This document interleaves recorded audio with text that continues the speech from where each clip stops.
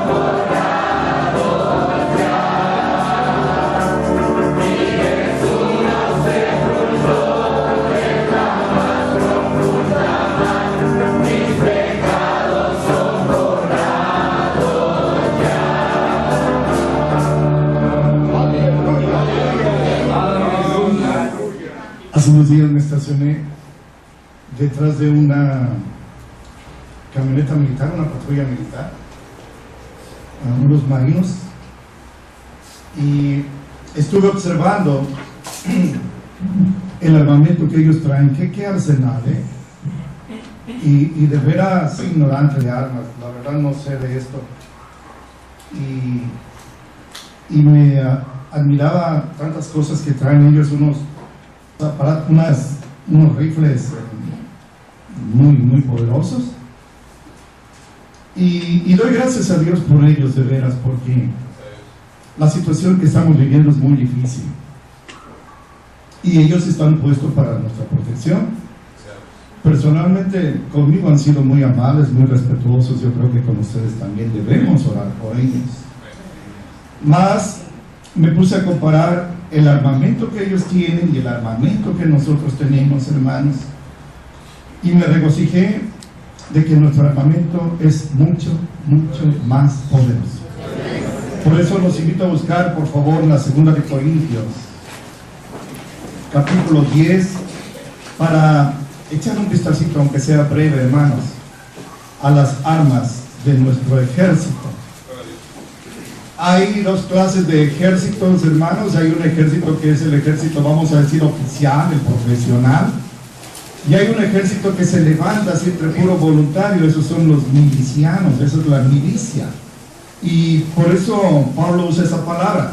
2 de Corintios capítulo 10, 1 al 6, así está escrito: pero yo, Pablo, les ruego por la mansedumbre y modestia de Cristo, yo que presente ciertamente soy vago entre ustedes, mas ausente soy confiado entre ustedes. Ruego pues que cuando esté presente no tenga que ser atrevido con la confianza con que estoy, en ánimo de ser resuelto para con algunos. Ellos nos tienen como si anduviéramos según la carne, pero aunque andamos en la carne, no militamos según la carne, porque las armas de nuestra milicia no son carnales, sino poderosas en Dios para la destrucción de fortalezas. Aleluya. Destruyendo consejos y toda altura que se levanta contra la ciencia de Dios, y cautivando todo intento a la obediencia de Cristo, y estando prestos para castigar toda desobediencia cuando la obediencia de ustedes sea cumplida. Amén. Oremos. Padre, oramos por la paz de Jerusalén. Te rogamos, Señor, que tú envíes al príncipe de paz. Es la única manera. Tú eres una realidad en nuestros corazones, y por eso te bendecimos, porque ya tenemos paz como un río glorioso. Y sabemos que ni lo alto, ni lo bajo, ni lo presente, ni lo futuro, ni armas, ni potestades, ni la muerte, ni la vida, nada nos podrá separar del amor tuyo que en Cristo Jesús ha sido manifestado para nosotros. Ya estamos sellados. Nada ni nadie nos separará de ti. Y por eso estamos congregados aquí, Señor, un puñadito de ovejas. Pero tú eres nuestro buen pastor, y eso es lo importante, Señor. No el número, sino quién es el pastor. Te alabo y te bendigo, Señor. Te ruego que perdones mis pecados, que borres todas mis rebeliones, y me hagas un vaso de honra para ti y de edificación para mis hermanos. Porque en el sagrado nombre de Jesucristo, el nombre sobre todo nombre, así te lo imploramos. Amén. Aleluya. Por favor, tomen asiento, hermano. Hermanos, ¿de qué sirve tener el mejor armamento, o como dicen ahora, el más sofisticado, el más avanzado, el más destructor, si no se sabe usar? Ahora piensen en personas que sí pueden saber cómo se usa un arma así, pero no las tienen. Y como siempre me voy a los 4 grupos que les hablo: 1, 2, 3, 4. En el primer grupo pongo a las personas que no saben usar armamentos ni tienen armamentos, están en cero, pobres de ellos. En el segundo grupo están aquellos que tienen buen armamento pero no lo saben usar. ¿De qué les sirve A veces con esos mismos armamentos los matan. En el tercero están aquellos que no tienen armamentos y saben usarlos, pero no hay quien se los provea. Más en el cuarto grupo, que siempre es mi ideal y es en el que deseo que todos estemos, es aquel que está compuesto de personas que saben usar el armamento y tienen el armamento divino. Esos debemos ser nosotros.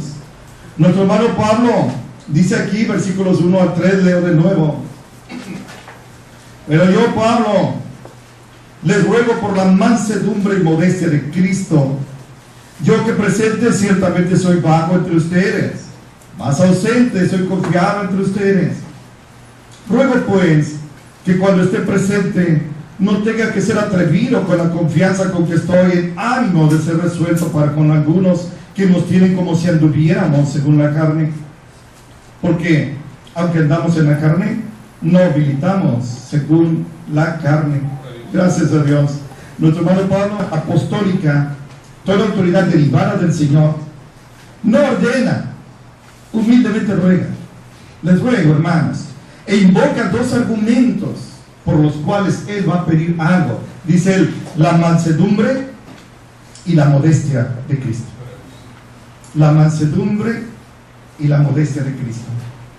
Como el Señor se manifestó toda su vida terrenal como lo que es el Cordero de Dios. Las ovejas son mansas. Cuando le ofendían, él no ofendía. Cuando lo golpeaban, él no golpeaba. Cuando lo maldecían, él no maldecía. Todo lo dejaba en las manos de aquel que juzga con justicia. Y el Señor, en su mansedumbre, nos da una lección muy grande. Por esa mansedumbre, no invoca su poder, no invoca su santidad, no invoca su amor, sino la mansedumbre, la modestia de Cristo. Para el original griego traducido es la ternura de Cristo, la clemencia con que Él nos trata, hermanos. Siempre debemos recordar eso. Como el Padre, dice David, se compadece de los hijos, así se compadece Jehová de los que le amamos, porque se acuerda que somos polvo. Hoy en la mañana me conmoví un poquito porque alguien no sabía que todos somos pecadores. Todos somos pecadores, hermanos. La Biblia dice que no hay justo ni aun uno. El único que no comete pecado, y es glorioso poder demostrarlo con la Biblia, es nuestro Señor Jesucristo. Pues por su mansedumbre, por su modestia, por su clemencia, por su ternura, Pablo le hizo esta petición a los corintios, pero ahora nos la hace a nosotros, que nos tiene aquí en este cuartito reunidos. Y quiero que quede claro: mansedumbre no es lo mismo que debilidad. Es cierto, hay gente que cuando son débiles se muestran muy mansos, muy humildes, muy modositos allí, pero cuando adquieren poder, cuando adquieren autoridad, se vuelven tiranos. El Señor Jesucristo nunca perdió su poder. Todo poder le ha sido dado en los cielos y en la tierra. Pero Él se hizo manso y se hizo humilde. Eso es lo que resalta. No es lo mismo que debilidad. El Señor mostró así su ternura. ¿Quieren ver ahí mismo en el versículo 10? Dice Pablo: porque la verdad, dicen, las cartas son graves y fuertes, mas la presencia corporal débil o flaca, y la palabra menospreciable. Por este versículo y algún otro, los hermanos creen que Pablo era muy débil físicamente. Ya era un anciano, que era un poco chaparrito, no era muy corpulento, y Pablo físicamente no impresionaba a nadie. Por eso dice: bueno, mi presencia es débil, pero las palabras son fuertes. Eso es lo importante, no la presencia física, imponente quizás, lo que sea, pero pasajera y pecadora. Se muere uno. En cambio, la palabra del Señor nuestro permanece para siempre. Por eso Pablo está hablando así. Y hay gente, dice, no es de extrañarse, porque los corintios eran muy carnales. Decía, hay gente que anda diciendo por ahí que yo y los que andan conmigo, en Silas, Timoteo, el amado médico Lucas, andamos en la carne. ¿Cómo es la lengua? ¿Cómo es, dice nuestro hermano Santiago, un arma que destila veneno mortal y que pasea la rueda de la creación? No se detiene contra nada. Para calumniar, para atacar. Y Pablo fue atacado así. Ellos dicen que andamos en la carne. Hermanos, no es mi vida. Se lo dice en otra ocasión ahí mismo en los Corintios. No es mi vida como una carta abierta, como un libro abierto para ustedes. No les he reservado nada, no tengo nada en oculto. Si me oyen que estoy en Colosas o en Filipos o en Tesalónica, no pueden decir, bueno, aquel Pablo allá tiene una cara y acá otra. Soy el mismo, no tengo nada que esconder. Es cierto, estoy en la carne, estoy físicamente aquí, pero no ando, y dice una palabra, no milito, no peleo en la carne. Él no andaba ofendiendo a nadie, él no andaba calumniando a nadie, y lo más importante para nosotros es que él no andaba predicando mentiras. Él no venía a predicar, y en verdad, aunque era muy culto, no sé con qué base, pero un hermano dijo que Pablo era el tercer hombre más culto de esa época ahí en Jerusalén. No sé su base, pero de que era muy culto lo era. Este hombre era una persona muy preparada, pero él no venía a predicar y impresionarlos con su labia, con su manera de hablar. No, hermanos, vamos a leer un poquito cómo él refuta esta acusación en el libro anterior, en Romanos. Vean por favor el capítulo 8. Dice el versículo 1, leo en voz alta, así es escrito: ahora pues, ninguna condenación hay para los que están en Cristo Jesús. Escuchen, los que no andan conforme a la carne, sino conforme al Espíritu. Porque la ley del Espíritu tiene E mayúscula, de vida en Cristo Jesús, me ha librado del pecado y de la muerte. Aleluya. Conste que no dice me ha librado de la pobreza y de la enfermedad, sino del pecado y de la muerte. Porque lo que era imposible a la ley, por cuanto era débil por la carne, Dios, enviando a su Hijo en semejanza de carne de pecado, y a causa del pecado, condenó el pecado en la carne. Y escuchen, santos, para que la justicia de la ley fuera cumplida en nosotros, que no andamos conforme a la carne, mas conforme al Espíritu. Aleluya. Sí, pueden decir lo que quieran, pueden calumniar, pueden decir mentiras, chismes, como decimos ahora penalmente, difamaciones de honor, pero no lo pueden demostrar. Y todas las acusaciones son falsas. Dicen que ando en la carne, no, la verdad es que ando en el Espíritu. Pasen a la primera de Corintios, hermanos, capítulo 1. Desde el 14 al final está escrito así: doy gracias a Dios que a ninguno de ustedes he bautizado sino a Crispo y a Gayo, para que ninguno diga que ha sido bautizado en mi nombre. Y también bauticé a la familia de Estefanas, pero no sé si he bautizado a algún otro, porque no me envió Cristo a bautizar, sino a predicar el Evangelio. Escuchen, no en sabiduría de palabras, para que no sea hecha vana la cruz de Cristo. Fíjense, aunque él podía haber recurrido a su elocuencia, no lo hizo, porque la palabra de la cruz es locura a los que se pierden, más a los que se salvan. Esto es a nosotros, la ágape, es potencia de Dios, porque está escrito: destruiré la sabiduría de los sabios y desecharé la inteligencia de los entendidos. ¿Qué es el sabio? ¿Qué es el escriba? ¿Qué es el escudriñador de este siglo? ¿No ha enloquecido Dios la sabiduría del mundo? Porque por no haber el mundo conocido en la sabiduría de Dios, a Dios por sabiduría agradó a Dios salvar a los creyentes por la locura de la predicación. Porque los judíos piden señales y los griegos buscan sabiduría. Escuchen, pero nosotros predicamos a Cristo crucificado. A los judíos ciertamente tropezadero, y a los gentiles locura, pero a los llamados, así judíos como griegos, Cristo, poder de Dios y sabiduría de Dios. Alabado sea. No ando en la carne, Corintios, ando en el Espíritu, y se los puedo demostrar fácilmente. Vean el capítulo 2. Así que, hermanos, cuando fui a ustedes, no fui con altivez de palabra o de sabiduría o anunciarles el testimonio de Cristo, porque no me propuse saber algo entre ustedes. No invoqué si yo estudié esto, si yo estudié aquello, hermanos, sino a Jesucristo y a este crucificado. Y estuve yo con ustedes con flaqueza, con mucho temor y temblor, y ni mi palabra ni mi predicación fue con palabras persuasivas de humana sabiduría, pero con demostración del Espíritu y de poder, para que la fe de ustedes no esté fundada en sabiduría de hombres, sino en poder de Dios.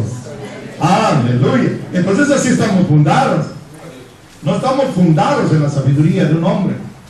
Estaba leyendo un poquito acerca de Siddhartha Gautama, el Buda, hermanos, y todas las sandeces que dicen y que ellos tienen como excelso. Pues Pablo dice, lo que de los hombres es excelso es una bajeza delante de Dios. Y si Dios fuera ignorante en algo, pues en ese punto donde Él es ignorante sería más sabio que el más sabio de los hombres. Ese es nuestro Dios. Él es el que nos congregó en esta tarde, nos convocó y nos tiene aquí reunidos. Entonces, no, Corintios, dejen de acusarme. No ando en la carne, ando en el Espíritu. Pero les digo algo más, versículo 4, 2 Corintios 10, 4. Porque las armas de nuestra milicia no son carnales, sino poderosas en Dios para la destrucción de fortalezas, destruyendo consejos y toda altura que se levanta contra la ciencia o conocimiento de Dios, y cautivando todo intento a la obediencia de Cristo, y estando prontos o dispuestos para castigar toda desobediencia, cuando la obediencia de ustedes sea cumplida. Oh, hermanos, no se está lamentando Pablo, como dijera, tenemos un ejército, pero pues nuestras armas son espirituales, hermanos, qué lástima. No, está gloriándose en el Señor. Tenemos un ejército, estamos en la carne todavía, pero no militamos con armamentos físicos, con armamentos materiales, sino espirituales. Y no dice qué pena que sea así, sino dice poderosos. Ese es el argumento. Ese armamento es poderoso en Dios para la destrucción de fortalezas. Fortaleza es adjetivo y es sustantivo. Fortaleza es adjetivo en el sentido de que necesitamos fortaleza en el momento de la angustia, de la prueba. Pero es sustantivo en el sentido de que fortaleza es un cuartel militar. Si un cuartel militar se levanta contra el Señor es derrumbado. Díganos si no la gente de Jericó, como los muros se cayeron sin necesidad de golpear. Se usaban arietes con troncos enormes con una punta metálica. No tuvieron que usar eso, pero usaron la alabanza al Señor y los muros se cayeron. Aleluya. ¿Y cómo se habrá caído que la casa de Rahab que estaba allí no se cayó? Él sabe. Hablaremos con Rahab pronto, pero nosotros lo creemos. Dice aquí, son poderosas, son letales, son mortales las armas con las cuales nos dotó el Señor, contra fortalezas, contra consejos y contra toda altivez, contra toda soberbia, contra toda filosofía humana. Fíjense que Pablo predica, y ya estaban en Grecia Aristóteles, Sócrates, Platón, Sófocles, todos Eurípides, todos esos grandes pensadores. Todo eso es basura delante del conocimiento de Dios, decía nuestro hermano. Yo a veces hablo con hermanos que dicen, ay hermano, qué pena que yo solo terminé tercer año de primaria, sexto año. No como el hermano, aquel que tiene una profesión. Eso no te hace ni mejor ni peor. Es la comunión con el Señor lo que te da la estatura espiritual. Así que no te sientas triste. Dice que yo estudié prepa y que soy mejor que lo que estudiaron secundaria. No, hermanos, eso no cuenta. Lo que cuenta es el poder de Dios. A ver, miren qué hermoso este versículo que me acordé ahorita. 1 Corintios 4.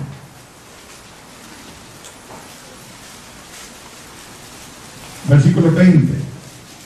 Porque el reino de Dios no consiste en palabras, sino en virtud. Quédense con la versión antigua, no en poder, sino en virtud. Y no se trata de hablar, sino la virtud, la vida de obediencia al Señor. Amén. Volvamos a 2 Corintios 6. Aleluya. Dice aquí en estos versículos que acabo de leer, del 4 al 6, dice que vamos cautivando todo, dice que se hace una especie de aprehensión, se captura. Dice, destruyendo consejos, toda altura que se levanta contra la ciencia de Dios y cautivando todo intento a la obediencia de Cristo. Hay gente que sabe algunas tácticas o técnicas y cuando quiere inmovilizar a una persona simplemente le doblan el brazo y se lo echan hacia arriba. Uy, ahorita que lo hice me dolió. Es muy doloroso, hermano, es muy doloroso. Y ya ahí, ya lo inutilizaron. No necesitan golpearlo ni amarrarlo, con solo poner una llave así. Bueno, todo pensamiento maligno, todo intento de pecar, toda maquinación que tengamos en nuestra mente que nos inclina al pecado, hay que llevarla cautiva a los pies para la obediencia de Cristo. Hace tiempo yo vi un pobre hombre que no sé qué hizo y lo iban golpeando los policías, para eso están, pero lo amarraron y lo levantaron entre tres así y lo dejaron caer con ternura en la camioneta. ¡Pum! Cayó. Ese hombre estaba totalmente a merced de ellos, estaba cautivo. Así hay que llevar nuestros pensamientos pecaminosos cautivos a la obediencia de Cristo. En mi época, hermanos, hace muchos años, en los mercados vendían iguanas, pobrecitas, para comer, y yo veía cómo las amarraban. Era típico, ¿no? Cómo deshacían a las pobres, y ahí estaban, y yo podía casi ver en sus ojos la tristeza. No razonan, no sabían qué les esperaba, pero yo podía ver la tristeza. ¿Por qué me hacen esto? Bueno, así cautivos. No sé si jugaron ustedes alguna vez papalotes, hermano, fíjense, papalotes, tablet, ¿cómo? Tableta, pues lo que ustedes piensan, tablet, bueno, yo jugué papalotes, había dinosaurios, sí. Recuerdo que poníamos un carretito y elevábamos nuestro papalote y le ponemos un palito y lo dejábamos que se fuera. Y allá se iba. El problema era volver a enrollarlo, pero allá se iba. Bueno, no dejes que tu pensamiento se vaya. No, cautívalo a la obediencia a Cristo. Amén. Amén. Y dice aquí nuestro hermano, que estamos listos para castigar la desobediencia. Claro, el Señor le dio a él autoridad para castigar. Estaba leyendo hace rato acerca de lo que veíamos en la mañana, cómo el Señor, a través de Pablo, con la autoridad que él tenía, la autoridad apostólica, entrega a aquel incestuoso a Satanás, ¿sí? Pero estaba leyendo también que Timoteo entrega también a Himeneo. Fíjense, ¿quieren leer 1 Timoteo, hermanos? Capítulo 1. No quiero que alguien diga, él está inventando. Dice el versículo 1:20, 1 Timoteo 1:20, dice ellos, de la gente que hace división en la iglesia, dice de ellos son Himeneo y Alejandro, los cuales entregué a Satanás para que aprendan a no blasfemar. Fíjense que en la autoridad que él tenía. Claro, nosotros hoy no tenemos esa autoridad, aunque muchos dicen que sí, que ellos tienen autoridad apostólica. Bueno, entonces aquí yo termino. Fíjense lo que yo leí, 6 versículos de una manera muy rápida, pero quisiera ver 4 puntos con ustedes y termino, hermanos. Miren, es sencillo. ¿Cómo dice nuestro hermano Pablo? Aunque estamos militando en un ejército en la carne, porque estamos vivos todavía, no militamos, no combatimos con armas físicas, con armas carnales. ¿De qué sirve traer una AK-47 o como se llame, corno de chivo, bata policía, como se llame, bazucas, tanques, misiles, Scud, Patriot, no lo que sea? Si no estamos peleando contra carne y sangre, estamos peleando contra los demonios. Por más que le tire yo un misil a un demonio, no le voy a hacer nada. Entonces no militamos con armas carnales, sino poderosas en Dios, espirituales, eficaces para destruir todo lo que se levante contra el Señor y darnos la victoria. Y hay una ilustración muy perfecta sobre esto. Vean, no pierdan ahí, vean en el 1 de Samuel, capítulo 17.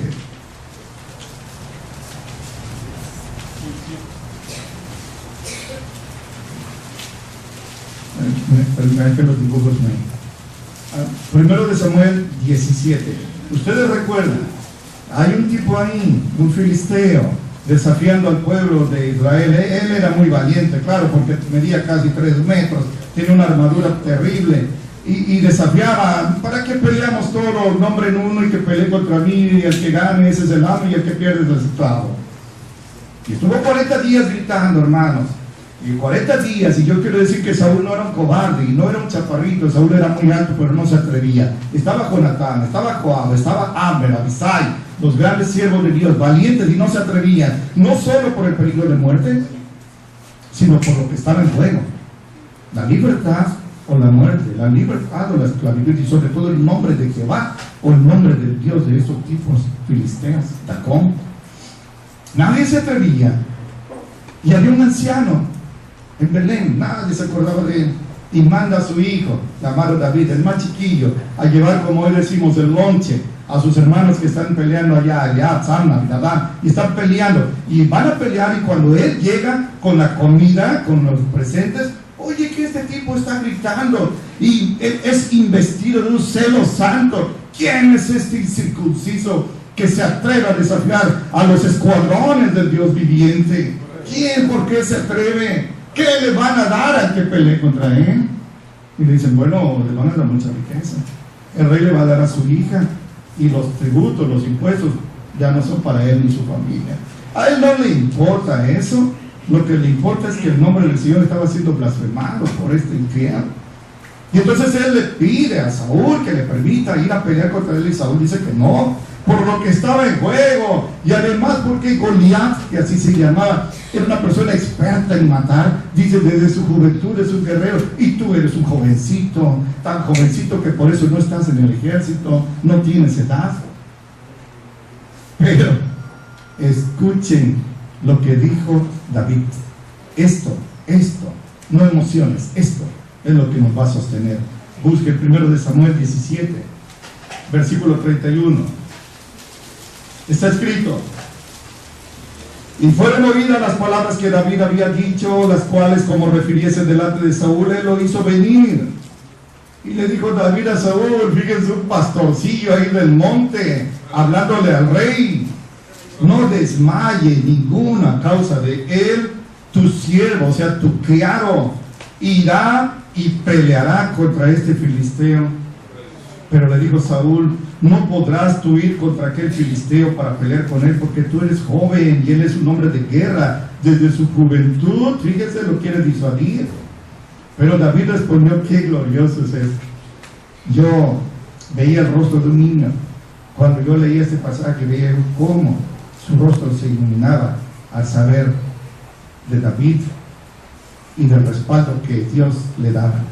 Dijo David en 34: tu siervo era pastor en las ovejas de su padre, y venía un león o un oso y tomaba algún cordero de la manada. Salía yo tras él y lo hería y le libraba de su boca. Y si se levantaba contra mí, yo le echaba mano de la quijada y lo hería y lo mataba. Fuera el león, fuera oso, tu siervo lo mataba. Esta palabra, yo trato de imaginar la mirada de David posada en los ojos de Saúl.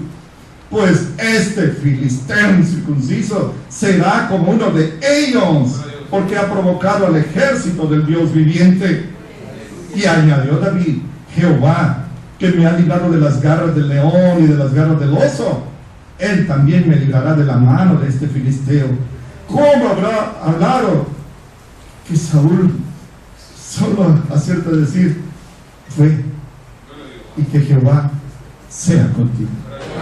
El destino de nuestra nación lo pongo en tus manos. No sé quién eres, no sé de dónde vienes, pero todo lo pongo en tus manos, porque veo en tus ojos la fe inquebrantable que tienes en Jehová. Y aquí viene, a eso yo quería llegar, 38. Y Saúl vistió a David de sus ropas y puso sobre su cabeza un almete, un casco de acero, y lo armó de coraza. Y le ciñó a David su espada sobre sus vestidos, y trató de andar porque nunca había probado. Y dijo David a Saúl: yo no puedo andar con esto porque nunca lo practiqué. Y echando de sí David aquellas cosas, tomó su callado en su mano y se escogió 5 piedras lisas del arroyo y las puso en el saco pastoril y en la bolsa que traía, y con su honda en su mano se fue hacia el filisteo. Gloria a Dios. La primera parte se me hace cómica.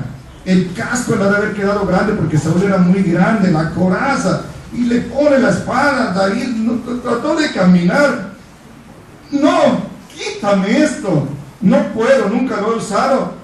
Pero se acerca ahí al arroyito que había y toma el valle de Ela y toma ahí unas piedras, las mete en su bolsita, toma su bordón, toma su onda y dice, y se fue en pos del filisteo. En mi época se inventó el bullying. Y cuando tocaba pelear contra los de sexto, y nosotros peleamos de segundo y tercero, muera la muerte. La Vicente Guerrero era especial en esto, porque los de sexto ya tenían como 15 años, nosotros teníamos 7, 8. Pero no, David se va. ¿Cómo habrá quedado Saúl con Natán, el ejército, viendo cómo este chamaquito, lo digo con respeto, se va en pos de aquel que está gritando, blasfemando? Yo creo que estaban orando por él. Vas, pero nuestra vida, la de nuestras esposas, nuestros hijos, nuestro destino nacional, el nombre de Dios está en tus manos, jovencito. Ve que nosotros vamos contigo, orando por ti. Es necesario que oremos unos por otros, porque todos estamos en la misma batalla y en el mismo ejército, pero no con las armas de Saúl, sino las armas que él dominaba. ¿Qué cosa? Yo comentaba con Jonatán, el hijo de Saúl, era experto en tirar. Él pudo haber peleado contra Goliat y clavarle la flecha, pero no se atrevió. Y David, que nunca había peleado así, no tenía edad militar, va, hermano, y todavía que él trata, diríamos ahora, hacer una táctica psicológica, que yo soy un perro para que vengas con palo contra mí. Ven, acércate y voy a echar tu carne a las aves del cielo. Hermano, ¿te dicen eso así? ¿Me dicen a mí? David no se iba a acobardar. Tú vienes contra mí con tu lanza, con tu espada y tu jabalina, pero yo voy contra ti en el nombre de Jehová de los ejércitos. Es tu carne la que voy a echar a las aves y te cortaré la cabeza, y sabrá toda esta gente que hay un Dios en Israel. Y saben la historia. Una sola piedra. Yo creo que el viento dejó de soplar. Una sola piedra. Aquel no sabía qué iba a hacer, cuando de repente la piedra fue sobre él, en el único hueco que tenía en el casco. Ahí la metió. Gloria a Dios. En el libro de Jueces dice que había unos guerreros zurdos que no le erraban a un cabello con la onda. David era experto, y dice que fue tanta la violencia que se le incrustó en el cráneo.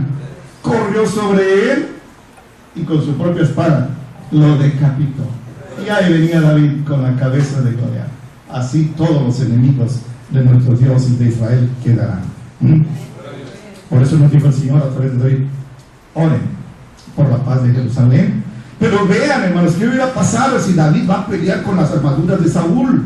Lo matan enseguida, hermano. No estaríamos aquí adorando, estaríamos quizás pero adorando a Dagón, no a Jehová de los ejércitos. ¿Por qué?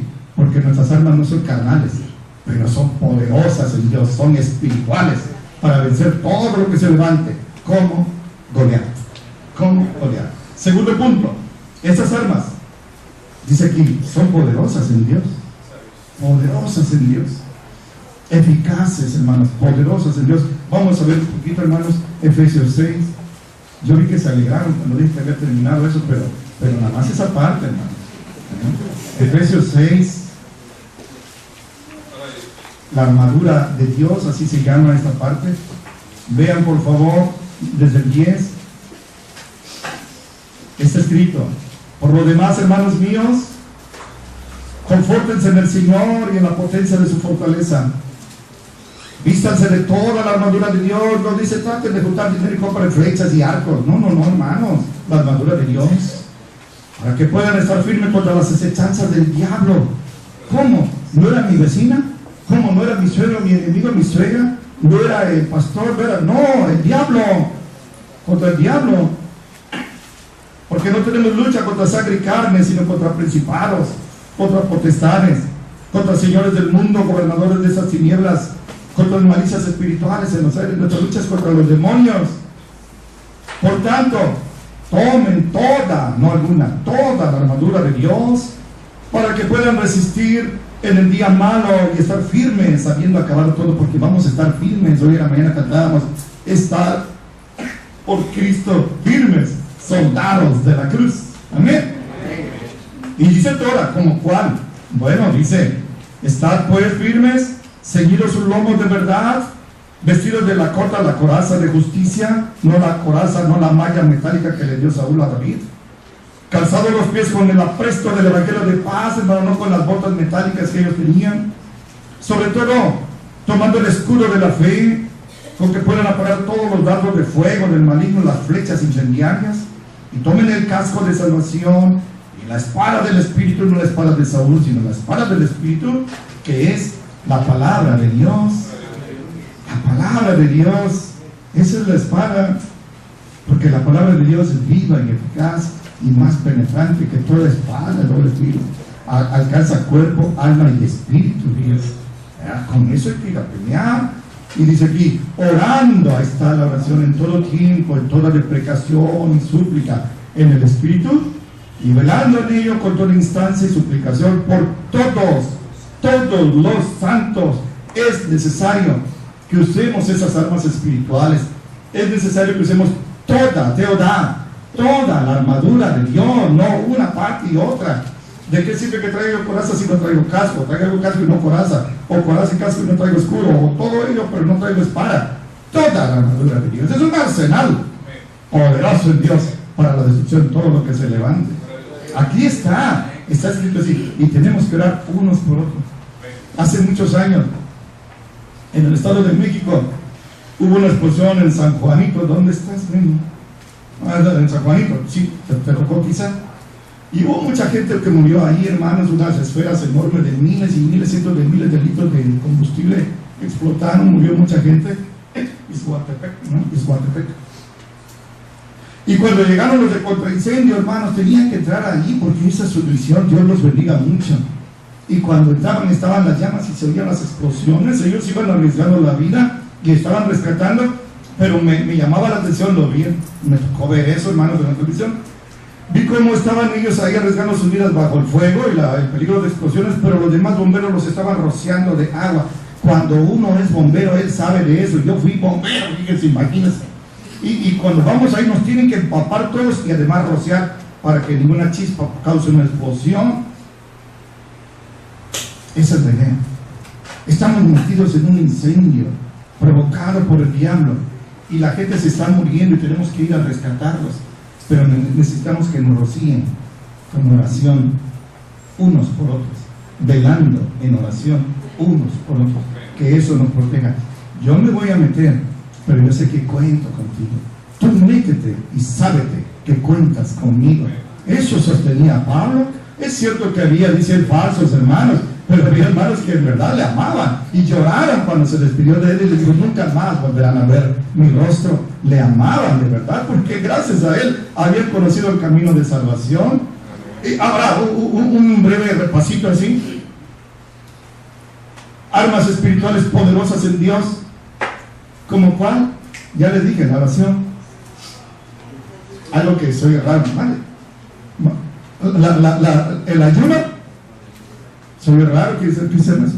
El ayuno, la vida de obediencia, de santidad, el apartarnos del mal, el acercarnos al bien, el conocimiento bíblico, hermanos, para que no nos confundan. Estamos en una guerra espiritual, pero también intelectual, doctrinal. Necesitamos tener esa armadura, si no nos engañan. Por eso es que hay muchos hermanos que hace tiempo eran evangélicos, hoy están en sectas, porque no tomaron la armadura de Dios, el yelmo de la salvación, para que en nuestra mente no entren las mentiras, las herejías. Esther, cuando estuvo allá en el reino de Asuero, ellos estaban en una situación muy grave. Amán había logrado un edicto para exterminar a todos los judíos. El torpe Amán, el miope Amán, no sabía hasta dónde el diablo lo estaba usando. Según él solo quería matar a Mardoqueo, no sabía que Esther era judía, pero quería matar a los judíos por una razón. No se arrodillaban ante él cuando pasaba como era la orden. No soporto a este Mardoqueo. Lo que no sabía es que el diablo lo estaba usando para exterminar, como se dice ahora, un genocidio a los hebreos y que no naciera el Mesías. Y entonces, ¿qué sería de nosotros? ¿dónde estaríamos? ¿Cómo el diablo puede usar? Pero dice la escritura que Esther, sus doncellas y el pueblo que estaba con ella, Mardoqueo seguramente, oraron 3 días y 3 noches en ayuno. Cuando termine, le dice a Mardoqueo, me voy a presentar delante del rey, pero tú sabes que si me presento sin que él me llame, me va a matar. Es orden de muerte. A menos que él extienda su cetro hacia mí y me toque.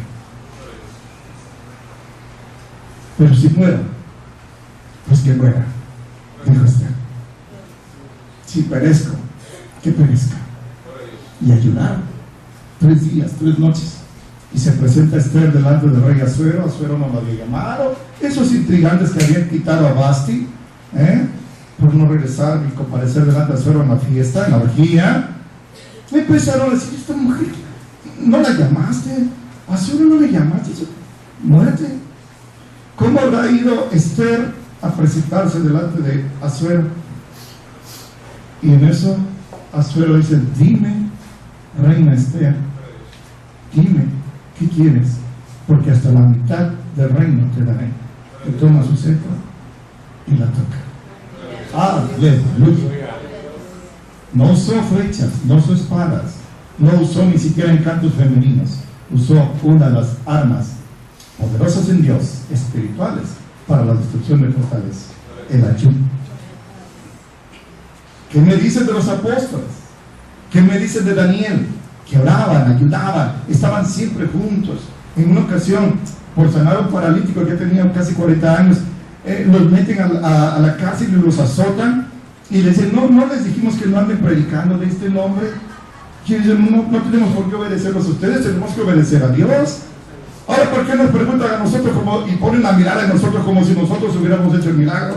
Este hombre ustedes lo ven sano y brincando, caminando por el poder del Señor, porque debajo del cielo no hay otro nombre dado a los hombres y que podamos ser salvos, sino en el nombre de nuestro Señor Jesucristo. Pues les prohibimos, pues no haremos caso, seguiremos predicando. Y los iban a golpear, pero tuvieron miedo de la gente. Y además dicen, ¿saben qué? No podemos negar nada, porque este hombre todos los días lo veíamos pidiendo limosna y ahora está aquí sano. Es irrefutable.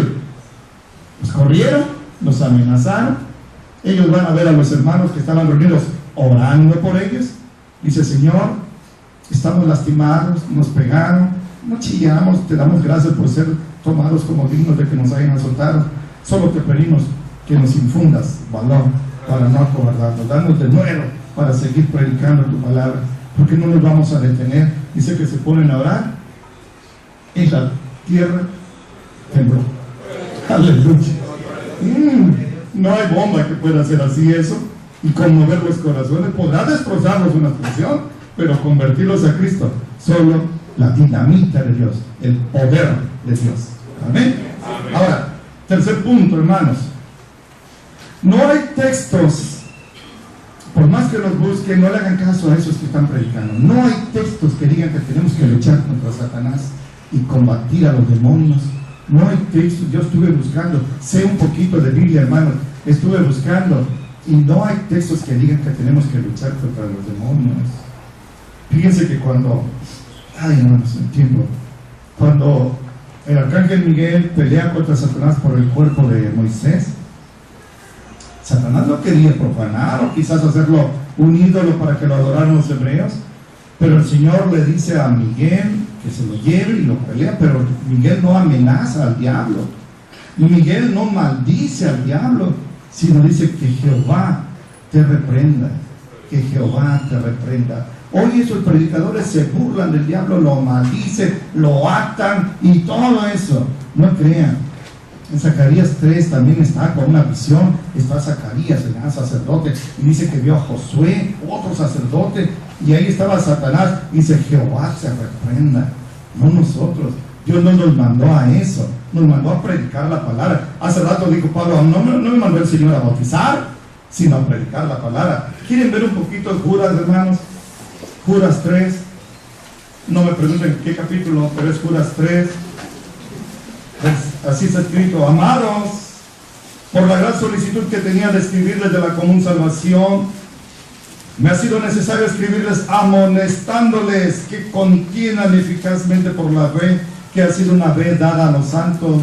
No dice que peleen contra los demonios, no, contiendan por la fe, defiendan la doctrina sana, prepárense, conózcanla, propáguenla. Eso es lo que tenemos que hacer. Ni siquiera hablarle a los demonios.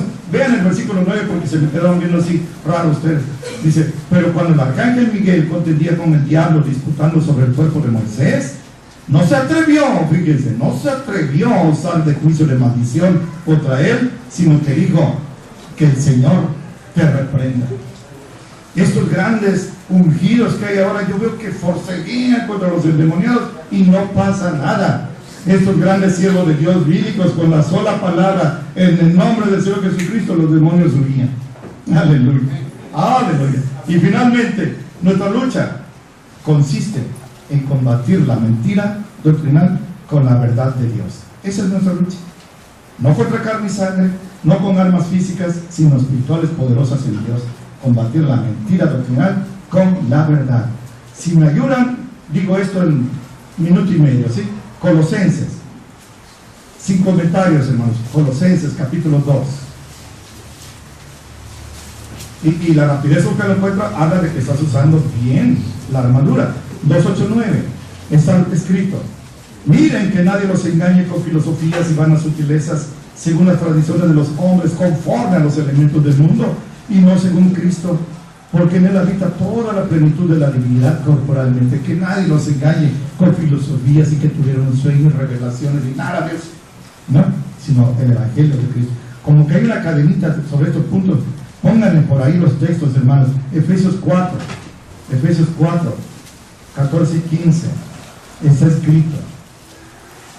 A veces de repente nos agarran para predicar y no estamos preparados, pues ahí tienes ya 4:14, está escrito que ya no seamos niños fluctuantes, llevados por doquiera de todo viento de doctrina, por estratagemas o trampas de hombres que para engañar emplean con astucia los artificios del error.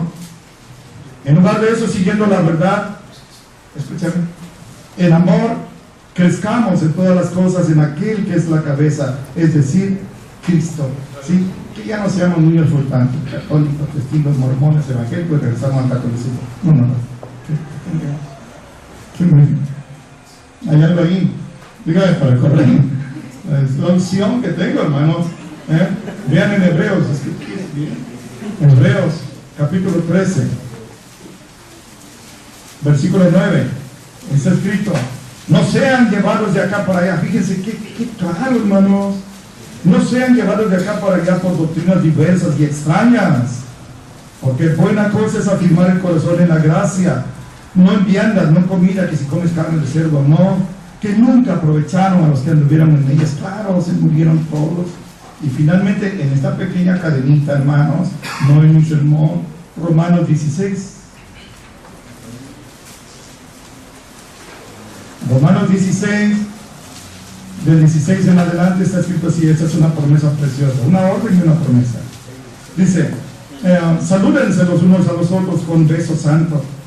Les saludan todas las iglesias de Cristo. Pero les ruego, hermanos, que miren a los que causan disensiones y escándalos contra la doctrina que ustedes han aprendido, y apártense de ellos.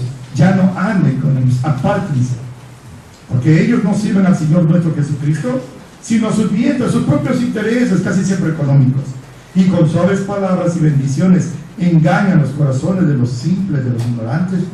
Porque la obediencia de ustedes, hermanos, ha venido a ser notoria a todos. Así que me gozo en ustedes, pero quiero que sean sabios en el bien y sencillos en el mal. Y el Dios de paz, qué hermosa promesa bien. El Dios de paz quebrantará rápido a Satanás debajo de sus pies. Que la gracia del Señor nuestro Jesucristo sea con ustedes. Amén. Concluye, hermanos. La noche que Jesús fue traicionado, que celebra su última Pascua, su primera Santa Cena, que él sabe que Judas ya lo está esperando con los sacerdotes que le compraron por 30 miserables monedas de plata. Él ora precisamente por ti y por mí. Él ora. Y Juan, que está allí en la mesa, dice que Jesús se puso así de pie y levantó los ojos al cielo. Juan fue testigo. Qué gráfico, qué descriptivo. Y empieza a orar Jesús. Pero parte de su oración es esta, Juan 17. Y con ella concluye, hermano. Juan 17, versículo 9. Así es escrito. Yo ruego por ellos, dice Jesús. No ruego por el mundo, sino por los que me diste, porque son tuyos. Y todas mis cosas son tus cosas, y tus cosas son mis cosas, y he sido glorificado en ellas. Y ya no estoy en el mundo, mas estos, sí te he aludido, aquí te amo, de ti he hablado, mas estos están en el mundo, y yo voy a ti. Padre Santo, a los que me has dado, guárdalos por tu nombre, para que sean una cosa como también nosotros. Cuando estaba con ellos en el mundo, yo los guardaba en tu nombre, y a los que me diste, yo los guardé, y ninguno de ellos se perdió, sino el hijo de perdición, para que la escritura se cumpliera. Pero ahora voy a ti, y hablo esto en el mundo, para que tengan mi gozo cumplido en ellos mismos. Yo les he dado tu palabra, y el mundo los aborreció, porque no son del mundo, como tampoco yo soy del mundo. No ruego que los quites del mundo, sino que los apartes del mal. Y a esto quería llegar. Santifícalos en tu verdad. Tu palabra es verdad. Padre, yo no ruego que los mates, que te los lleves, aunque están en el mundo, ya no son del mundo, aunque estamos en Coatzacoalcos, en Manchital, en la Carita, no le quiera, Nina, ya no somos de allí, pero dice aquí, no son del mundo como tampoco yo soy del mundo, pero sí te pido algo, Padre, santifícalos en tu verdad. Tu palabra es verdad.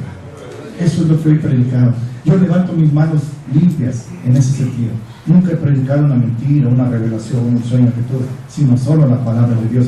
Pero la palabra de Dios tiene poder para santificarnos y guardarnos sin mancha ante la venida del Señor. Recuerden que la fe viene por oír palabra de Dios. Amén.